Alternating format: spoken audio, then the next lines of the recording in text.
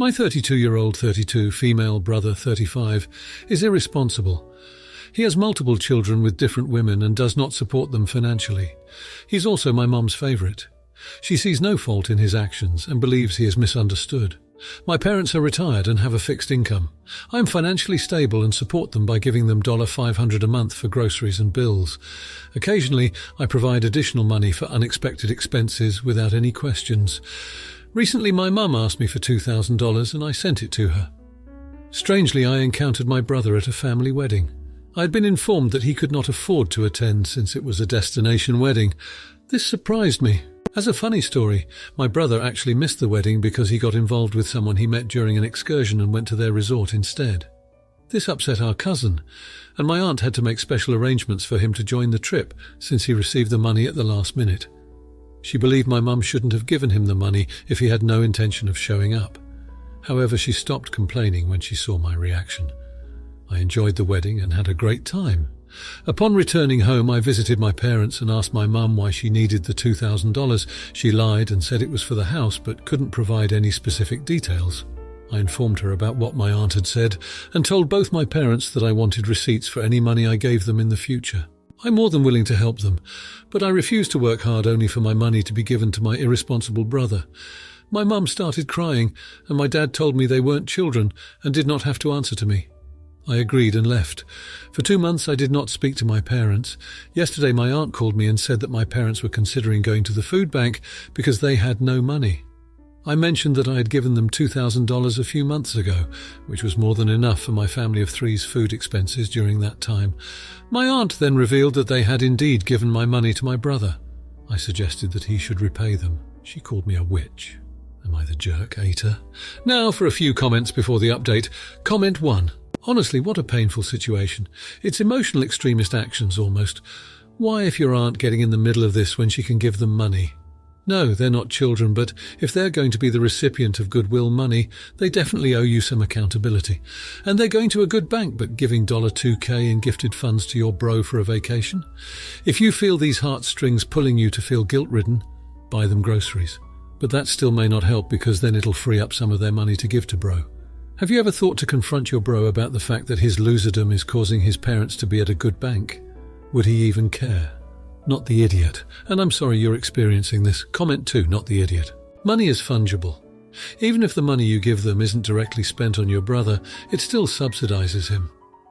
Every $100 of groceries you give them or they buy with your money just frees up $100 of their money to spend on your brother. They don't even feel guilty about this, as in their eyes, you're the bad daughter for not supporting family, and it sounds like nothing you do will ever be enough.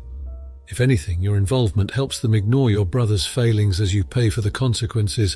Maybe a couple years of no support contact from you might force them to reconsider how they've treated you both. Comment 3. OP, you're not the idiot your parents are. They've created this monster and now you're supporting him. They're using you as a cash cow.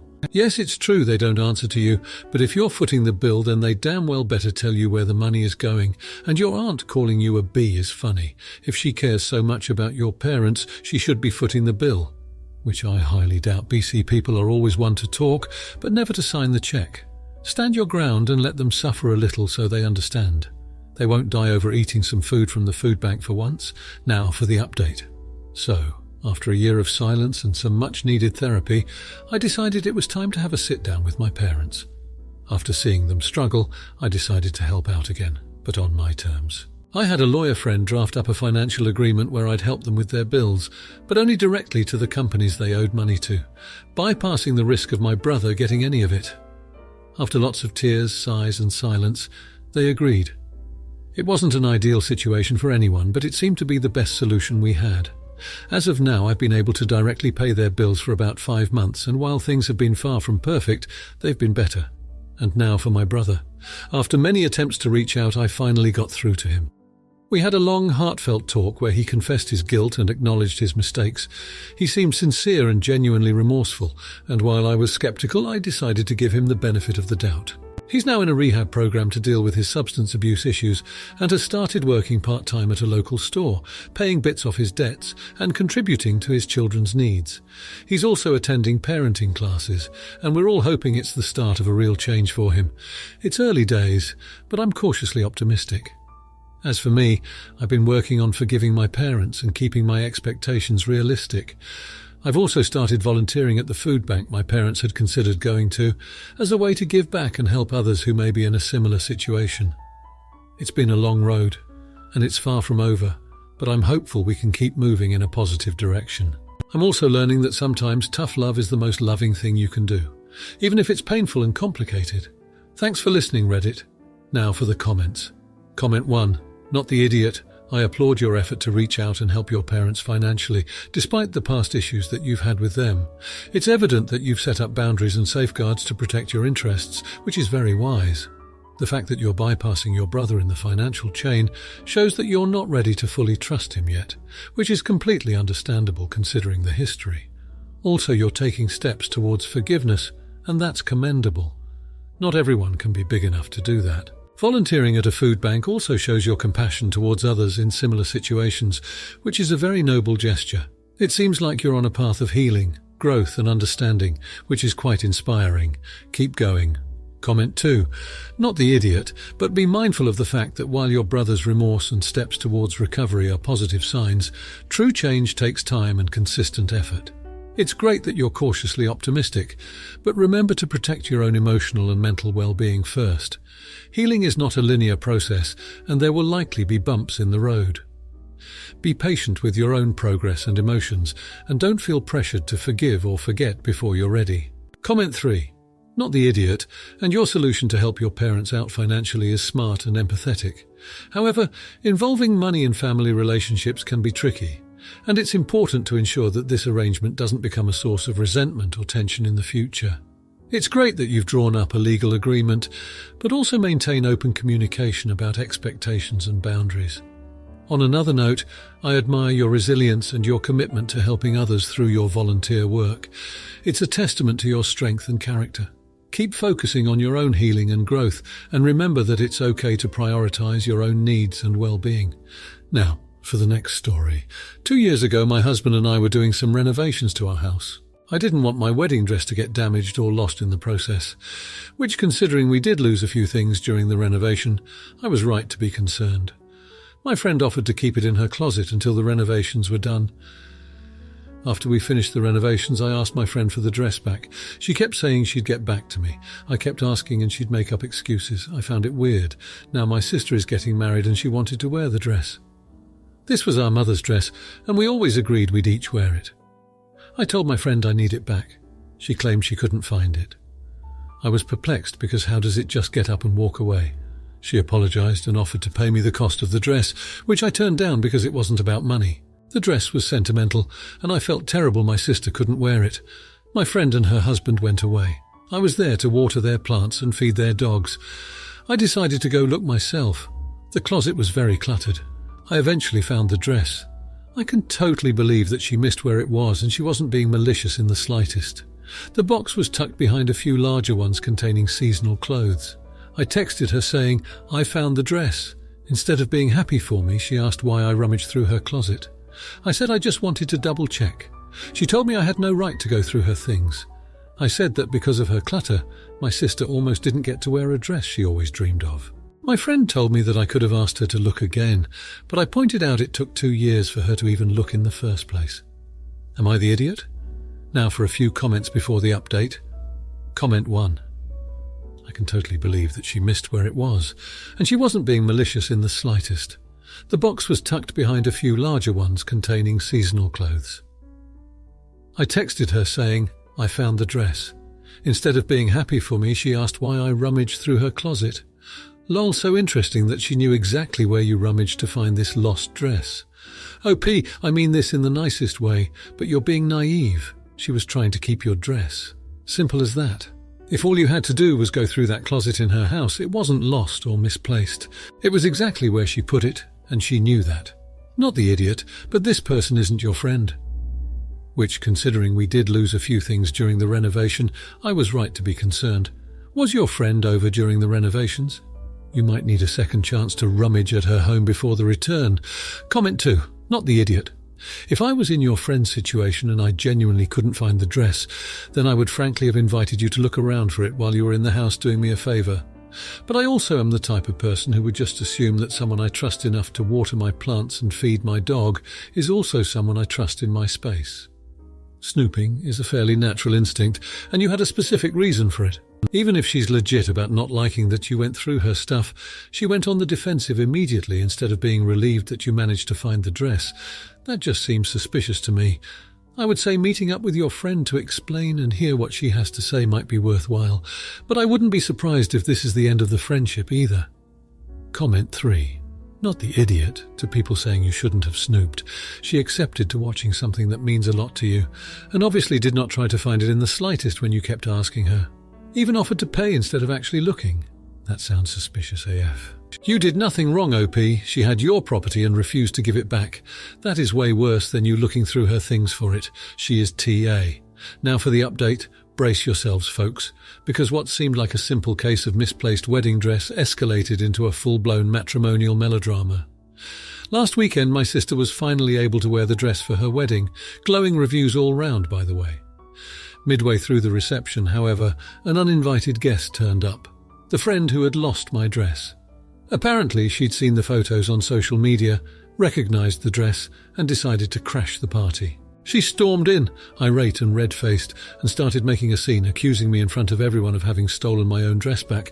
I wish I was making this up. She demanded compensation for the dress, claiming she'd purchased it from a vintage shop, and that I'd taken it without her permission. The absolute audacity. My husband and I were flabbergasted, but before I could even speak, my sister's new husband stepped in. He calmly asked her if she had any proof of purchase or evidence that the dress was hers. She stuttered, unable to provide any. Just as we thought things couldn't get any crazier, my brother-in-law's grandmother piped up from her wheelchair at the back of the room. Turns out she used to be a seamstress, and she'd been the one who had sewn the dress for my mother back in the day. She even knew the specific type of lace and beadwork used on the dress, details only the maker would know. Granny saved the day. This revelation made our friend backtrack and exit hurriedly, leaving a stunned room in her wake. Since then, we've had no contact with her. But in a complete plot twist, we discovered that she's a local reseller of vintage clothing and had attempted to sell my dress online. I have reported her to the local authorities and am now considering pressing charges for the attempted theft and sale of my property. Suffice to say, we're no longer friends. I never thought my wedding dress would cause this much drama, but here we are. I guess sometimes life just throws you a curveball. Now for the comments.